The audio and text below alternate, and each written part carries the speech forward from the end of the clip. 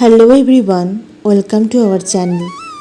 তো আজকে আমি এবং আমার পরিবার চলে যাচ্ছি রামপুরহাট অর্থাৎ তারাপীঠ।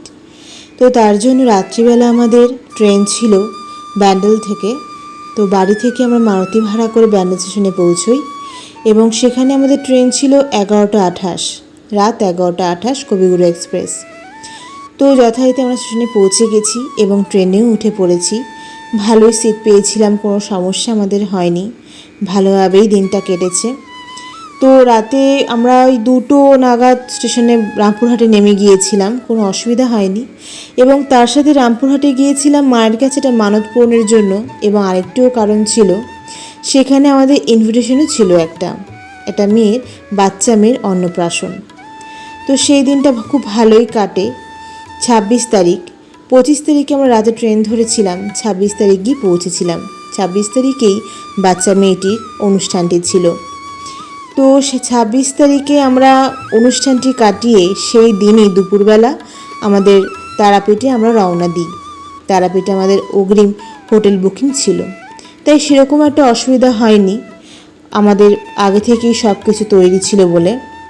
তো বাচ্চা মেয়েটি এত ভালো, অবশ্য বুঝতেই পারছেন লোকজনের সমাগমে একটু কান্নাকাটি তো হবেই, ছোট মানুষ, তার মধ্যে খুবই গরম ছিল।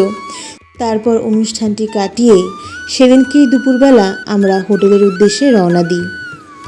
সেদিনকে আর রাত্রিবেলা কোথাও সেরকম বেরোতে পারিনি, কারণ খুবই টায়ার্ড ছিলাম, সারা রাত ট্রেনে ছিলাম, তারপরে সেরকমভাবে ঘুমটাও হয়নি, বুঝতেই পারছেন।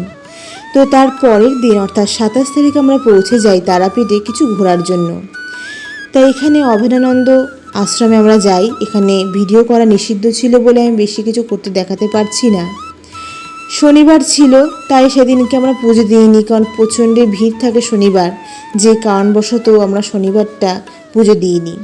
তারপর আরেকজন বাবার, যমুনানন্দ বাবার আশ্রমে আমরা পৌঁছাই। সেখানেও আমরা খুব ভালোভাবে সময়টা কাটিয়েছি, কারণ জানবেন নিরিবিলি স্থানে ঠাকুরের কাছে কিছু চাইতে সবসময় ভালো লাগে। আর এই জায়গাটি খুবই নিরিবিলি, কোনো সমস্যা নেই, চুপচাপ, একদম ঠান্ডা পরিবেশ। তার মধ্যে কিছু সাময়িক বৃষ্টিও হচ্ছিল, তবে কোনো অসুবিধা সেরকম হয়নি।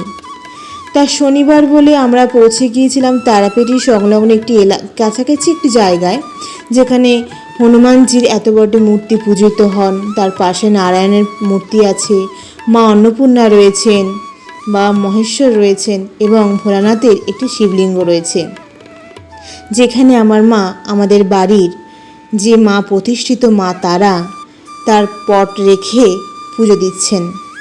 কারণ আমরা যেখানেই যাই মায়ের ছবি নিয়ে যাই, আর মাকে পুজো দেওয়ার জন্য সাময়িক যা লাগে পুজো দিতে সব কিছুই আমরা নিয়ে যাই, যাতে মাকে আমরা কোনো রকম অসুবিধা না পড়ি এবং মাকে ভালোভাবে যেন পুজো দিতে পারি।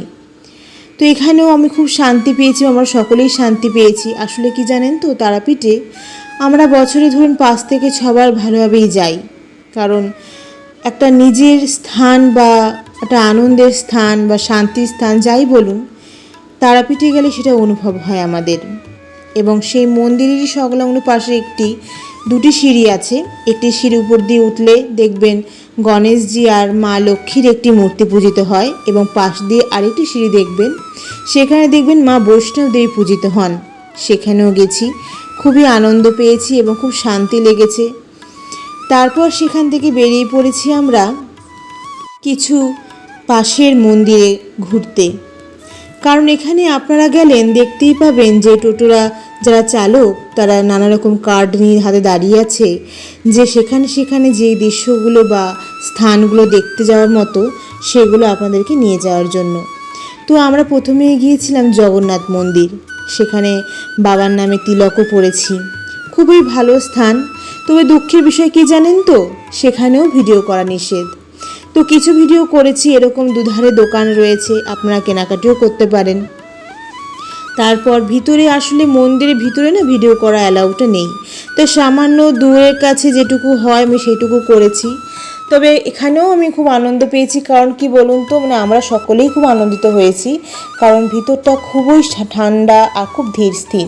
আর ভিতরেও অনেকগুলো মন্দির আছে, ছোট ছোট মন্দির, আপনারা গেলে দেখতেই পাবেন। মা লক্ষ্মীর মন্দির আছে, অনেক মন্দির আছে ভিতরের দিকে, বাবা জগন্নাথ, বা বলরাম মা সুভদ্রার মন্দিরও আছে। তারপর সেখান থেকে বেরিয়ে পড়লাম স্কনে যাওয়ার জন্য। সেখানেও খুবই ঠান্ডা পরিবেশ, শ্রীকৃষ্ণের জায়গা, বুঝতেই পারছেন। খুবই ভালো দিন কাটিয়েছি, সেই সময়গুলো খুবই ভালো কাটিয়েছি। তার সঙ্গে কি জানেন তো আরও ভালো কেন কাটিয়েছি, যে মুহূর্তে আমরা স্কন মন্দিরে গেছি সেই সময়টা বাবার আরতির সময় ছিল।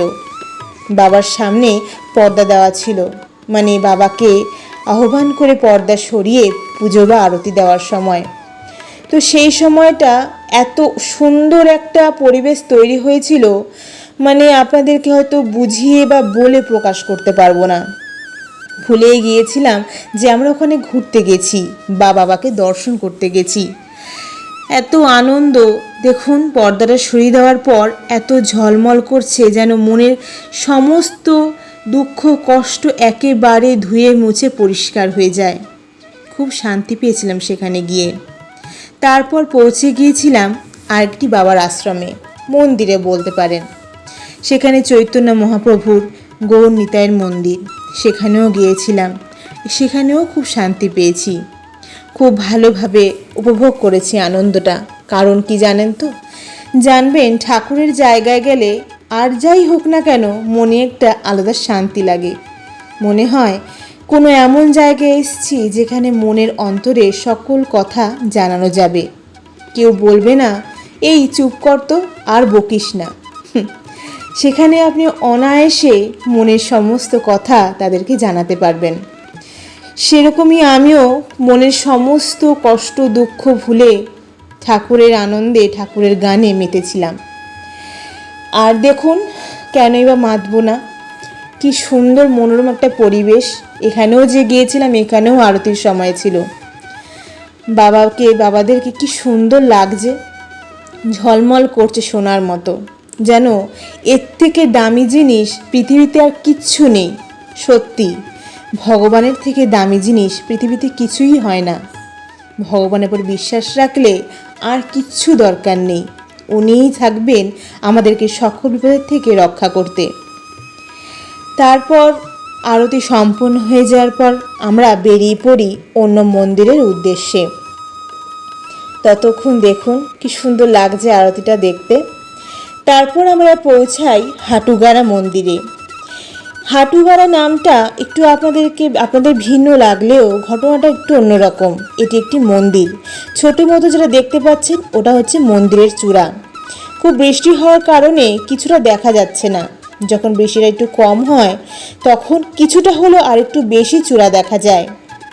এটিও একটি অলৌকিক মন্দির। এখানে অনেকেই নিজের স্নান করে মনোবাসনা পূর্ণ করে, তবে তারও বিধিনিষেধ আছে। যারা যাবেন অবশ্যই জেনে নেবেন। এখানকার জল মাথায় ছিটালে বা স্নান করলে অনেক মনের আশা পূর্ণও হয়, অনেক রোগ যন্ত্রণাও নির্মূল হয়। আমরাও খুব শান্তি পেয়েছিলাম। তারপর পৌঁছে গিয়েছিলাম তারাপীঠের মহাশ্মশানে। শনিবার, দেখুন কি মনোরম লাগছে দৃশ্যটি। আমরা যখনই যাই প্রায় এই দৃশ্যর মনোরম যে জিনিসটা উপভোগ করি। আপনারাও করুন। যারা যাননি এখনও তারাপীঠে অবশ্যই যান। এই জায়গার মতো আপনি পৃথিবীতে আর দুটো জায়গা পাবেন না, আমি বাস্তব অভিজ্ঞতা থেকে বলছি। তারপর আমরা পৌঁছে গিয়েছিলাম একটি হোটেলে, কারণ শনিবার আমরা সকলেই নিরামিষ খাই। এমনিও তারাপীঠে গেলে আমরা চেষ্টা করি নিরামিষ ভোজন করা। জানি না, হয়তো অনেকের সেটা নাও হতে পারে, সেটা সকলেই মনের ইচ্ছা। তার পরের দিন অর্থাৎ 28 তারিখ আমরা রবিবার দিন পৌঁছে যাই মাকে পুজো দিতে, অর্থাৎ আমাদের তারা মাকে, বামদেব বাবার বড় মাকে। আসলে সেদিন কি ছিল জানেন? ছিল হচ্ছে বামদেবের তীর্থাট দিবস, অর্থাৎ বাবা সেদিনকে দেহ রেখেছিলেন। সত্যি কথা বলতে আজকে যদি বাবা থাকতেন অনেক অনাচার হয়তো রুখতে পারতেন। বাবা আছেন আমাদের অন্তরে, তাই হয়তো অন্তরে এখনও অবধি হিংসালোভ স্থান পাচ্ছে না। তো ভিতরের মন্দিরে ভিডিও করতে পারিনি, বুঝতেই পারছেন ভালোই ভিড় ছিল সেদিনকে। তা সেরকম পুজো দিয়ে বেরিয়ে পড়েছিলাম আটলা গ্রামের উদ্দেশ্যে, অর্থাৎ বামদেব বাবার ভিটে বাড়ি দেখতে। তো সেদিনকে আমার দিদি এবং জামাইবাবু অর্থাৎ দাদা তারা দীক্ষা নেবে বলে ঠিক করে, কারণ সেদিনকে দীক্ষা দেওয়ারও দিন ছিল। তো সেখান থেকে আমার মাও দীক্ষিত, কারণ যে এখন গুরু আছেন তার যে বাবা ছিলেন ও মা ছিলেন তারা এখন দেহ রেখেছেন, যদিও তারাই আমার বাবা মায়ের গুরু বাবা এবং গুরু মা, এবং এখন আছেন তারই পুত্র এবং পুত্রবধূ অর্থাৎ আমাদের ছোট বাবা এবং ছোট গুরুমা। তো সে তাদের কাছ থেকেই আমার দিদি এবং দাদা দুজনে দীক্ষা নেন, এবং আমার একটি মামাও গিয়েছিল, সেও দীক্ষা নেয়। খুবই শান্তির একটি জায়গা আটলা গ্রাম। তো আমরা আস্তে আস্তে পৌঁছচ্ছি আটলা গ্রামে। দেখুন কি সুন্দর গ্রামের মনোরম দৃশ্য, খুব ভালো লাগে। তো আমরা পৌঁছে গেছি। প্রথমেই বলে রাখি, অনেকে বিব্রত হন কে কোনটা আসল বামদেব বাবার ভিটে বাড়ি। দেখুন ওখানে অনেকগুলোই দেখতে পাবেন, দেখবেন যে এরকম মাটির ঘর, এবং মাটির ঘরের উপর দোতলা মাটির ঘর এখনও বিরাজমান, যেটা বামদেব বাবার অরিজিনাল ভিটে বাড়ি। আমি জানি অনেকেই যান, অনেকে ডেকে ডেকে আপনাদেরকে বিব্রত করে যে আসুন দেখে যান, এইটাই আসল ওটাই আসল। আদতে না, যেটা ভিডিও আপনাকে আমি দেখাচ্ছি সেইটাই আসল, একদম শেষেরটা। শেষের বাড়িটি একমাত্র বাবার আসল বাড়ি। তারপর সেখানে মা গিয়ে পুজো দেয়, আমরাও সকলে পুজো দিই। সত্যি এই দিনটা আমাদের কাছে সকলের কাছে খুবই আনন্দদায়ক এবং কষ্টেরও বটে। আজ যদি বামদেব ঠাকুর থাকতেন, থুরি আমি বামদেব বাবা বলি না, আপনাদের জন্য, আপনাদের বোঝার জন্য বামদেব বাবা বলছি। আসলে ভালোবেসে বামদেব ঠাকুরকে আমি বামা দাদু বলি, আমি সেইটাই বলতে স্বাচ্ছন্দ্য বোধ করি। তারপর সেই দিন সন্ধ্যাবেলায় আমরা তারাপীঠের সংলগ্ন একটি মা মনসা বাড়িতে গিয়ে পৌঁছাই। শুনেছি বামদেব দাদু এখানে পুজো দিতে আসতেন। তো এখানে আমরা গিয়ে পৌঁছাই। খুবই জাগ্রত এবং খুবই পুরো মন্দির, যথেষ্ট বয়স হয়েছে মন্দিরটির, এবং এই মন্দিরে প্রবেশ করলে আপনি একটি অলৌকিক অনুভব করবেন, অলৌকিক ভাব। কারণ আমিও অনুভব করেছি এবং আমার সঙ্গে যারা ছিলেন তারা অনুভব করেছেন। খুবই জাগ্রত এই মা, যা চাইবেন তাই পাবেন। তো তারপরের দিন আমরা পৌঁছে যাই মা গুহ্যকালীর কাছে, বীরভূমের মা গুহ্যকালী। আপনারা হয়তো ফেসবুক বা ইউটিউবে এই মায়ের ভিডিও এবং এই মায়ের কাহিনী শুনে থাকবেন। খুবই জাগ্রত এই মা, এই মায়ের অনেক কাহিনী আছে, যদিও এক ভিডিওতে বলা সম্ভব নয়। তবে যারা জানতে চাইছেন অবশ্যই ইউটিউবে সার্চ করে মার কাহিনী জানতে পারেন। তা সেখানে গিয়েও আমরা পুজো দিই, মাকে পুজো দিই। সেই মাও অপরূপা, দেখলে আপনার মন ভরে যাবে, আমাদেরও মন ভরে গেছে। মাকে যেন দেখতেই থাকি, চোখ সরাতে ইচ্ছা করে না। এ যেন এক অন্য রূপে মা বিরাজ করছেন। সেই মন্দিরে আমরা পুজো দিই, খুব শান্তির অনুভব করি। যে মন্দিরে গেছি সেখানে শান্তি অনুভব করেছি, একটা আশ্চর্য টানের অনুভব করেছি, খুব ভালো লেগেছে। দেখছেন মার কি সুন্দর রূপ। আরেকটি কথা বলে রাখি, যারা এই মন্দিরে গিয়ে মার প্রসাদ গ্রহণ করতে চান তারা আগে অবশ্যই কুপন কেটে রাখবেন। আমরা তারাপীঠ থেকে গিয়েছিলাম মারুতি ভাড়া করে, 1200 টাকা থেকে 1500 টাকার মধ্যে। তাই আমাদের খুব দেরি হয়ে গিয়েছিল বলে আমাদের আর কুপন কাটার সময় হয়নি। মন্দিরের বিপরীতে শ্মশান রয়েছে, যেখানে ভিডিও বা ফটো তোলা নিষিদ্ধ। তারপরে আমরা পৌঁছে যাই মা নলাটেশ্বরীর মন্দিরে, যেখানে মার 51 সতীপীঠের একটি। তো সেখানেও গিয়েছিলাম, একই নিয়ম সর্বত্র, ভিডিও করা যাবে না, ফটো তোলা যাবে না। তাও যেটুকু পেরেছি বাইরে থেকে তুলেছি। তো দেখুন আশপাশটা খুবই সুন্দর। আপনারা যারা গেছেন তারা তো জানেনই, যারা যাননি তাদের বারবার বলছি অবশ্যই যান। তো তার পরের দিন বিকেল 5:10 গণদেবতা এক্সপ্রেসে বাড়ি ফেরার পালা। তো আজকে এই অবধি থাকলাম, দেখা হবে অন্য কোনো ভিডিওতে। ভালো থাকবেন। জয় তারা, জয় বাম।